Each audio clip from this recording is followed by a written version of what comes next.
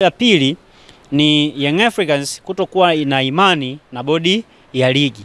Niwaambie kitu kimoja. Bodi ya ligi ni chombo ambacho kinaendesha ligi kuu.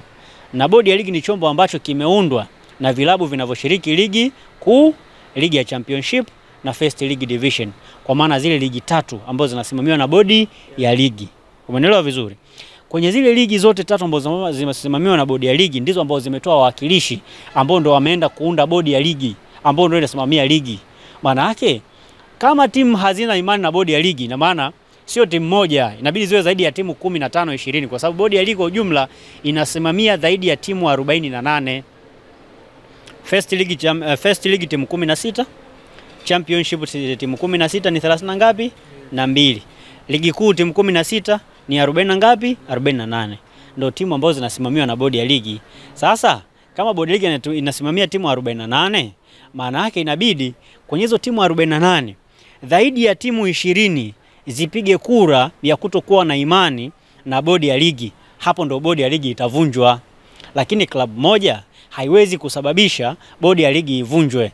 Kwa hiyo Yanga either wanajua au hawajui, wanapaswa kujua kwamba hili ni swala la kidemokrasia, ni swala la kura.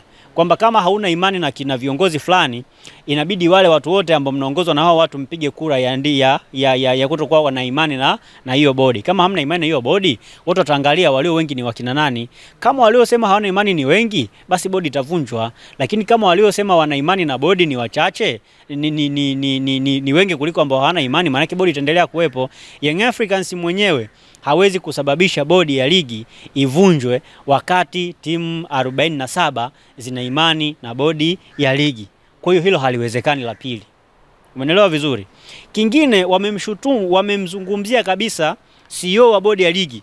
Pale wamemwandika kama katibu Almasi Kasongo. Yule ni mtendaji mkuu wa bodi ambaye jukumu lake ni kuandika makubaliano ya kikao cha bodi ya ligi. Hahusiki kwenye maamuzi. Kazi yake ni kuandika makubaliano ya bodi ya ligi. Hahusiki na nini? Na maamuzi. Kwa nini Yanga wamemmention pale? Ina maana hawajui majukumu yake ni yapi? Ni swali lingine ambalo viongozi wa Young Africans wameliweka mezani, lakini limetufanya sisi ndio tujiulize uelewa wao ukoje kuhusiana na masuala ya uongozi. Kwa sababu ukishakuwa kiongozi wa mpira automatically unajua majukumu ya katibu. Katibu kazi yake ni kuandika yale ambayo mnajadiliana kwenye kikao na kuyapeleka sehemu husika, ambayo yeye akitoka pale anampelekea mwenyekiti, ambaye mwenyekiti ndio kiongozi wa bodi, ambaye mwenyekiti ni nani? Ni Steven Mguto, ambaye amekaa kwenye ile bodi kwa zaidi ya miaka 6 yuko pale. Kwa nini miaka yote hajai kuambiwa, watu hawajai kusema kwamba hawana imani naye? Leo mnakuja tu nyie klabu moja mnasema hamna imani naye. Ni kitu ambacho kidogo kinatupa nini? Mashaka, umeelewa? Kwa hiyo ni swala lingine ambalo Yanga wamegonga mwamba. Yaani ni watoa sababu wamewataja watu wawili lakini hawajui majukumu ya hawa watu ni yapi, na ndio maana wameenda kuwataja. Kingine wamesema kama hawa watu wawili ni watu ambao wanavunja kanuni. Niliwaza sana kuhusiana na viongozi wa Yanga, kidogo ikanipa mashaka sana. Unapata wapi authority ya kusema viongozi hao Mguto pamoja na Almasi Kasongo wanavunja kanuni, wakati kuna kamati ya masaa 72 ambayo inahusika na utoaji wa adhabu kwa viongozi na vilabu ambao vinavunja kanuni? Na hizo adhabu zinatolewa kila siku, adhabu zinatolewa. Wewe leo unapata wapi nguvu ya kuja kuzungumza kusema eti wanazikanyaga kanuni, hawatoi adhabu kutokana na kanuni zinavyosema? Kanuni zinatolewa adhabu na wanaovunja kanuni wote wanaadhibiwa, na tumeshuhudia mara nyingi. Yanga wenyewe ni wahanga hilo swala, wameadhibiwa mara nyingi na kamati ya masaa 72. Kwa hiyo inakuonyesha namna gani ambavyo kamati inafanya kazi ipasavyo. Umeelewa vizuri? Kwa hiyo hiyo ni changamoto ambayo nimeona kwa Young Africans wakiandika, lakini bodi ya ligi kupitia kamati yake ya masaa 72 imekuwa ikitoa adhabu kila wakati kwa kadiri ambavyo watu wanafanya makosa. Kingine ambacho Yanga wameandika ni kuhusu kugomea mchezo kwamba hata atapeleka timu lakini na mimi nina uhakika Yanga hawana uwezo wa kuigomea bodi ya ligi, Yanga hawana uwezo wa kuigomea TFF. Kama wataigomea bodi ya ligi na TFF, maana yake Yanga watajikuta kwenye wakati mgumu, kwa sababu kanuni nasema hivi, Timu isipofika uwanjani kwenye kituo cha mechi itapokwa alama 3. Zitaenda kwa timu ambaye, kwa yule mtu ambaye amefika uwanjani. Maana kipango tarehe mpya ya mchezo, Yanga wasipotokea Simba wakatokea, Simba watapata alama 3. Lakini pia kwenye kanuni Yanga wanapaswa kupokwa alama 15 kwa kutokufika uwanjani. Wakipokwa alama 15 maana yake itategemea Yanga mwishoni mwa msimu wamepata alama ngapi. Inawezekana tukikosa hata kwa michuano ya klabu bingwa barani Afrika. Umeelewa? Kwa hiyo Yanga wakigoma athari itakuwa ni kubwa zaidi.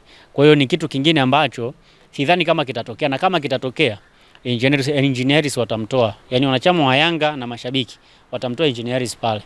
Kwa sababu hakuna shabiki wa Yanga ambaye atakubali kuiona Yanga imeshindwa kwenda kwenye mashindano ya kimataifa kwa sababu za mtu mmoja tu eti kugoma mechi asipeleke timu uwanjani.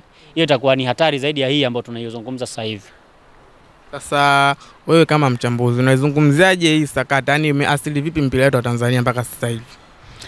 Yaani unajua kwanza mpira wetu umekuwa mpaka hapa ulipofika. Ikifika siku watu wanasigana kwa sababu ya kanuni sheria hizi. Maana yake uelewa watu wamekuwa mkubwa.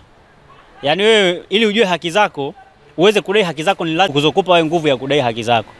Maana yake umekuwa. Kwa mpira wetu sisi umeshakuwa. Ndio maana watu wanapambana pia kutafuta sheria zinasema nini, kanuni zinasema nini. Ndio maana watu wanalalamika hivyo. Kwa hiyo ligi yetu sisi imekuwa. Kwa hiyo nini kitatokea baadaye? Athari yake inaweza kupelekea ligi yetu kudondoka zaidi au kuendelea kukua zaidi. Kwa nini dondoke zaidi? Kwa sababu ikitokea kila mtu akasimamia sheria, maana yake Simba na Yanga kuna timu moja hapo itakutana na adhabu kali. Kutana na adhabu kali maana yake inaweza ikashushwa daraja. Sawa sasa ikishushwa daraja ndio hali itakuwa mbaya, kwa sababu ukishagoma mchezo wa kwanza, wa pili, wa tatu, wa 4, watu wanakushusha daraja. Sawa kwa hiyo inaweza katokea kitu kama hicho, itakuwa ni athari kubwa sana kwenye ligi yetu. Lakini kama watu watakaa na kukubaliana, naamini kwamba tuko bado kwenye njia ambayo ni sahihi zaidi, ingawa watu ambao wapo nje wanatutazama sisi ndio wanaweza kuwa na maswali mawili matatu ya kujiuliza kwamba kwa nini nyie mko hivi, kwa nini nyie mko hivi, lakini naamini kwamba ipo siku tutakaa sehemu nzuri.